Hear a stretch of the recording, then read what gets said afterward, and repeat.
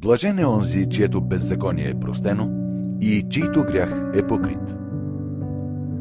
Блажен е онзи човек, на когото Господ няма да вмени грях и в чийто дух няма лукавство. Костите ми отеняха от всекидневното ми охкане, когато не изповядвах своите грехове. Защото Твоята ръка ден и нощ тежеше над мене.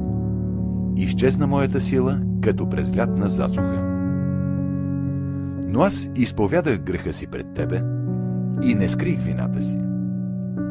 Аз казах, ще изповядам пред Господа моите престъпления и Ти прости вината за греха ми. Затова нека всеки праведник Ти се помоли, когато се нуждае, и тогава големите вълни няма да го достигнат. Ти си моя закрила. Ти ме пазиш от скръб. Обграждаш ме с песни на избавление. Ще те надаря с разум, казва Бог. Ще ти посоча пътя, по който да вървиш. Ще те съветвам.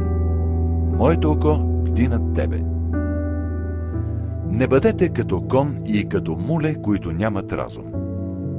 Техните челюсти трябва да се обуздават с юзда и оглавник, за да ти се покоряват.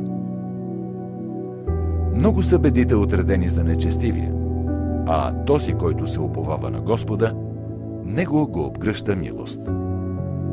Радвайте се заради Господа и ликувайте праведници. Тържествувайте всички чисти по сърце.